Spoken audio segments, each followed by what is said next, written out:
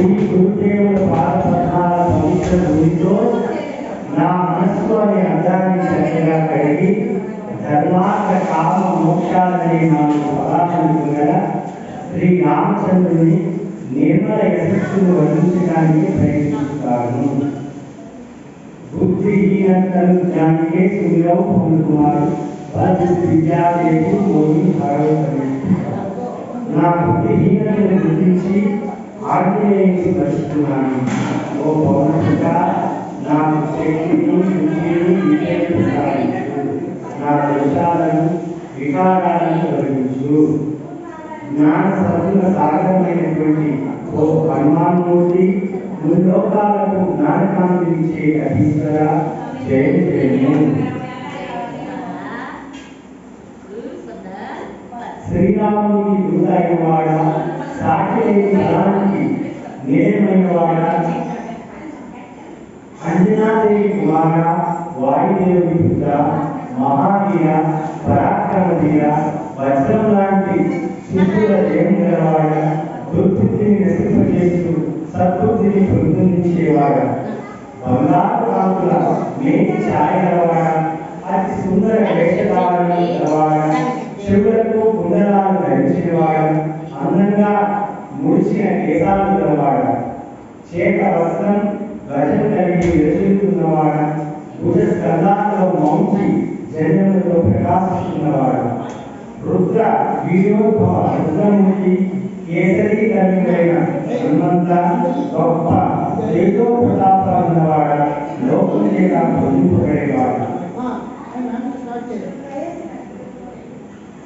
విద్యావంతుల సత్యవంతుల ఔదార్యం గలవాడ, రామకార్య నిర్వహణలో సత్యం ఆతురత చూపేవాడ, శ్రీ రామచంద్రుడు వెంటాడి వేగంలో రసరక్తం గలవాడ, శ్రీ సీతారామ లక్ష్మణులను హృదయశీలంలో ప్రతిష్ఠించుకున్నవాడ, సూక్ష్మ రూపంలో సీతారామకు కనిపించావు, విషరూపం దాచి వెంటనే ధరించావు, భీకరాకారం దాచి రామకృష్ణులను సమర్పించావు, రామ కార్యాన్ని నిర్వహించావు, సంజీవని తీసుకువచ్చి లక్ష్మణుని రక్షించినావు. అందుకు శ్రీరాముడు సంతోషించి నిన్ను తన హృదయానికి హత్తుకున్నాడు. శ్రీరాముడు ఎంతో ప్రశంసించి నువ్వు నాకు ప్రేమ భక్తులతో సమానమైన వాడని అన్నాడు. ధ్యానం చేసి శ్రీరాముడు ఆలింగనం చేసినట్టు ఆశేషం నీకు దేవుడు గాలి చేస్తున్నాడు. సర్వసంగ వారు బ్రహ్మ వలె వారు ముందుకు నారదుడు సరస్వతి ఆశేషుడు యముదేవ ఆదిలాగా విపాలను కవులు ప్రతిష్ఠించుకునే వారు నువ్వు కీర్తికి అనంత చేయగలరు. నువ్వు సుగ్రీవుడికి ఉద్భావన చేశావు. శ్రీరాముడు దేవుడు కల్పించి సుగ్రీవుడికి ఆశీర్వదించి ఇప్పించావు. విభీషణుడు నీ సలహాను పాటించడం వలన లంకానికి తెలియాలని విషయం జగత్ ప్రసిద్ధే కదా. 2000 యోజనాల దూరంలో ఉన్న సూర్యుడు మధురమైన పండుగ వీరగా సృష్టించావు. శ్రీ రామచంద్రుడు సముద్రాన్ని లంఘించినాక ఆశ్చర్యం ఉంది. లోకంలో దృఢమైన ఏ కార్యమైన నీ అనుగ్రహంలో సుఖం అవుతుంది.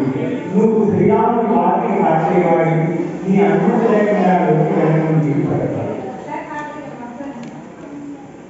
నీకు సర్వైతే సర్వ సౌఖ్యాలు చేకూరుతాయి. నీ రక్షణలో ఎవరు భయపడాల్సిన అవసరం లేదు. నీ తేజస్సు నువ్వే నివారించుకోగలవు. నీకు ఉద్యోగాలు గడగడలాడతాయి. మహావీర, నీ పేరు వింటేనే భూత ప్రేత పిశాచ గణాలు సమీపించలేదు. వీర హనుమంతుని సదా జపిస్తే సర్వరోగాలు నిమవుతాయి, పీడలు తొలగిపోతాయి. మనోవాక్యాలతో ఎవరు హనుమంతుని ధ్యానిస్తారు వారిని అప్పుడు అన్ని కష్టాల నుండి కాపాడుతాడు.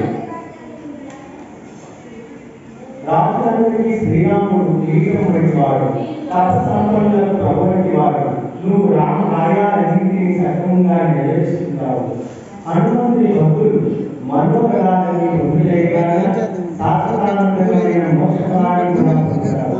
నీ వ్రతం 4 యుగాలలో నీ కీర్తి ప్రపంచమంతా ఉపాధంగా ప్రకాశిస్తుంది. సాధువైన చేశావు.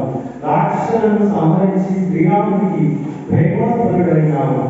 అని మానసిక స్థితులను నాకు విధులను సంపాదింపజేసిన వాడి అదే వరాన్ని సీతాదేవి నీకు వసంగినది. నీ వద్ద రామ రసాయనం ఉంది. నువ్వు సదా శ్రీరాముడికి నమ్మిపడు. నిన్ను సేవించడం శ్రీరాముడికి సంతోషం కలిగిస్తుంది. జన్మాంతరాల దుఃఖాన్ని ఉపశమింపజేస్తుంది. నీ భక్తుడు చనిపోయి రామలోకాన్ని పొంది హరిభక్తుడిగా జన్మిస్తాడు. ఇతర దేవతలను మనసులో కలుసుకోగా హనుమంతుడిని సేవిస్తే సర్వభావాలను సాధిస్తాడు. భగవంతుడు వీరుడు అయిన హనుమంతుడిని ఆరాధిస్తే కష్టాలన్నీ పీడలన్నీ తొలగిపోతాయి, పడాపడైపోతాయి. ఓ ఆంజనేయ నీకు జన్మలుగాక. ఓ గురుదేవ మమ్మల్ని అనుగ్రహించు. ఈ హనుమాన్ చాలీసాను 100 మార్లు ఎవరు పారాయణ చేస్తారు వారు బలాల నుండి విలువై సౌఖ్యాన్ని పొందుతారు. అతి ప్రశస్తమైన ఈ హనుమాన్ చాలీసాను ఎవరు పారాయణ చేస్తారు వారి పార్వతీ ప్రవేశంలో సాక్షిగా తీసుకుంటారు. భక్తులు అగ్రహులైన కృష్ణరాజు ఎప్పుడు శ్రీహరి దాసులే. ఓ ప్రభు నువ్వు నా హృదయసీమలో నివసించు. సంకట నాశనం మంగళ రూపుడు దేవాది అధిపతి పవనజనుడు అయిన శ్రీ సీతారామ లక్ష్మణులకు సదా నా హృదయంలో ఆశీర్వదము కమని ప్రార్థిస్తున్నాను. పవన హనుమానికి